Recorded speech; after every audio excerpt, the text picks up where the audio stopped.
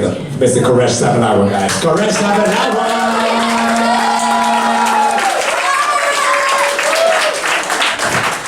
Hey, keep going for your host, Roberto. Keep going, yeah. Yeah, what's going on, guys? I just moved to New York pretty recently. I grew up in Michigan, but I was living in Wisconsin the past couple of years. I really like living in Wisconsin because I like bumfuck rural Wisconsin, right? So I got to be a lot of people's first, brown person. Like, one time for lunch, like one of my coworkers, his name was Billy, of course. And he asked me, he's like, hey, what are you eating? I'm like, I'm eating samosa. Have you heard of that? He's like, yeah, but I've had the drink. Dude, are you talking about a mimosa right now?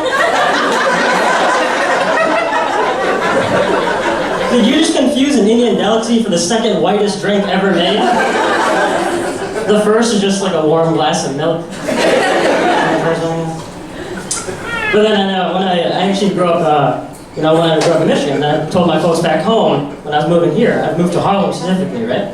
When I told them, they just got terrified. Because what they know of Harlem is from like 20, 30 years ago. They're just like, look at him, he's gonna die. Right? Like every time I call my folks, they don't answer saying hello, right? They just answer with like immense relief, like, oh, thank God, my son. Oh, I'm so happy to hear your voice. My mom's like crying in the background, like every time. I have to explain to them, like, I live in gentrified Harlem, like it's fine. Like there's white people jogging just all the time. Just no fear, right? And I think tell them, like, there's even like a juice bar down the street, right? That sells acai bowls. That's like Tom Brady kissing his kids on the mouth for gentrification right there. I was like, I don't think it gets more white than that.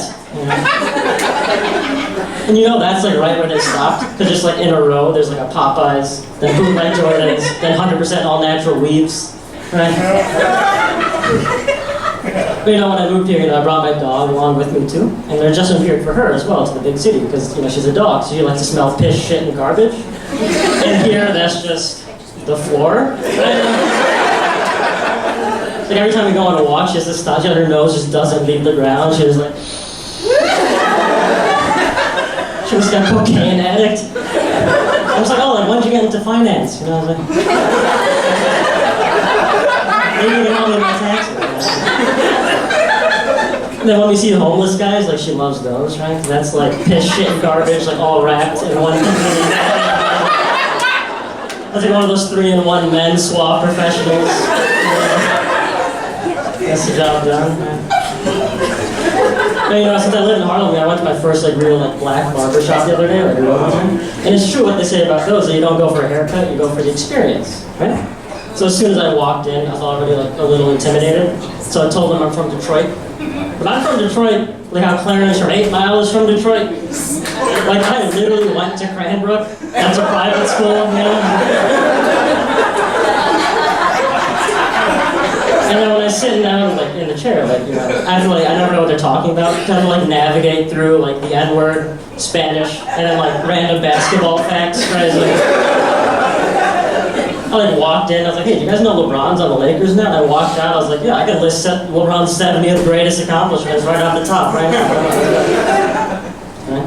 And then I didn't know those haircuts, they take hours, man. No one told me that. I had to tell my barber, I was like, yo, it's getting late outside, I gotta go home. I was here before breakfast, what's going on? And the thing is, I had to tell him, yo, I have to get out before the sun goes down. I can't be alone on triple-digit streets. Look at me. I've been growing this beard for 3 years, and it still doesn't connect. I don't have the testosterone to defend myself, I never victim blame, I never think anyone's ever asking for anything. But I'm the closest you can get to asking to be mugged. Why am I wearing jewelry? There's no point for this, And since I'm from the Midwest, I probably started apologizing to my mugger, and oh, I'm so sorry, I only have $300.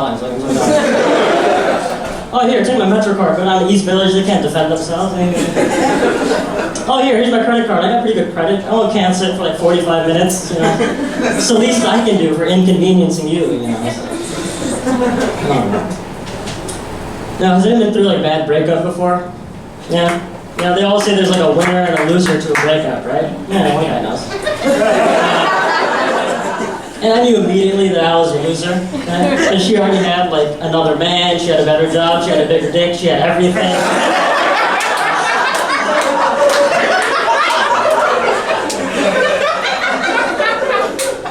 You know, I actually just started dating again. I found those dating apps, right? And you know, like I was like swiping, and I matched with this one like 4'11" Indian girl, right? Who's not really my type, but I don't think people from Flint would complain about getting Dasani water, you know. So I was like, all right, you know, I'll go on this date and I'll see what happens. Right? So as soon as she talks, like the thickest, just Indian accent comes out, right? She's like, your profile says 5'7", stand up straight. Like, oh, okay, I'm on a date with my mom. And like, I know Oedipus did a lot for Greek culture, and I respect him and what he did, but I don't agree with everything that he did, you know? And that also got me thinking, like, I could never date anyone that has the same name as my mom. Can you imagine that? Like, yelling out your mom's name when you're coming is like, I can't do that, you know? I get flashbacks to when I used to, like, cry out for my mom's name in the middle of the night, like for juice and stuff. Or like when I used to fuck my mom. All right. That's my time, right? Thank you.